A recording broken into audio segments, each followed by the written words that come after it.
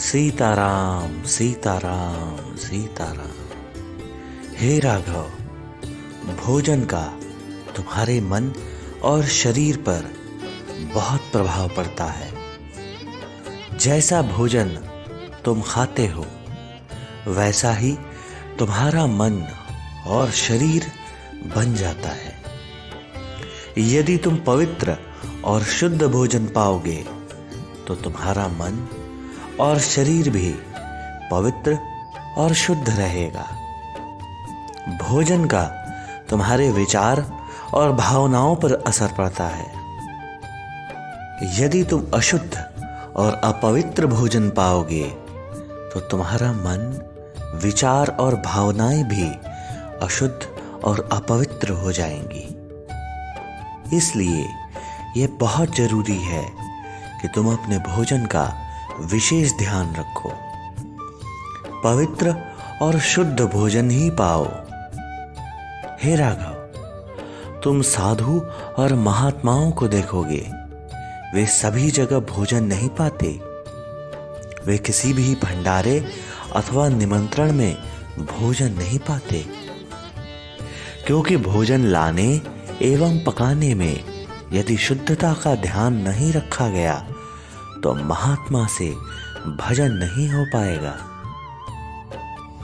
हे राघव, एक समय की बात है, एक साधु तीर्थ यात्रा पर था और किसी नगर से जा रहा था।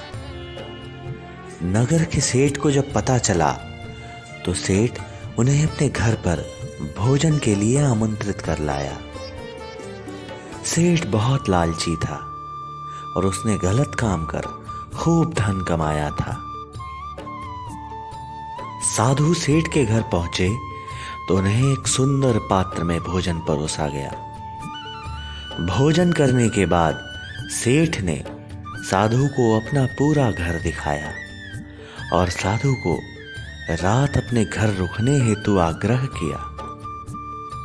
साधु भी सेठ के आतिथ्य से बहुत प्रसन्न था और रात रुकने को तैयार हो गया। साधु ने सेठ के घर एक घोड़ा देखा था और रात को साधु को उस घोड़े का ख्याल आने लगा कि यह घोड़ा अगर मिल जाता तो यात्रा कितना सुगम हो जाता। कुछ समय बाद साधु से रहा न गया और साधु ने सेठ का घोड़ा चोरी करने का फैसला किया। साधु सेठ का घोड़ा चोरी कर रात में ही निकल पड़ा। सुबह होने पर एक पवित्र नदी के पानी से साधु ने अपने आप को शुद्ध किया और फिर कुछ पवित्र भोजन किया। जैसे ही साधु ने स्वयं को पवित्र कर पवित्र भोजन किया तो साधु को समझ आया कि उसने क्या भूल किया है। सेठ का अपवित्र भोजन कर उसके मन में भी लालच का प्रभाव आ गया था। साधु बिना विलंब किए वापस सेठ के घर पहुंचा। सेठ अभी सो ही रहा था। साधु ने घोड़ा वहीं वापस रख दिया जहां से उसने चुराया था और इस तरह साधु ने अपने आप को शुद्ध किया और उसने अपनी गलती के लिए ईश्वर से माफी मांगी। वो एक साधु था जिसने अपने जीवन में पवित्रता और शुद्धता को बनाए रखा।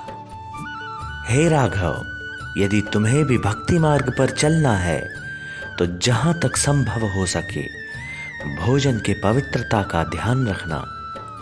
कहीं भी जाकर भोजन पा लेना ये तुम्हारे भक्ति मार्ग के लिए उचित नहीं। तुम यथासंभव पवित्र भोजन करो और ईश्वर के नाम का नित्य जाप करो। एक प्राचीन कहावत है कि जैसा खाओगे अन्न वैसा ही होगा मन। सीताराम सीताराम सीताराम।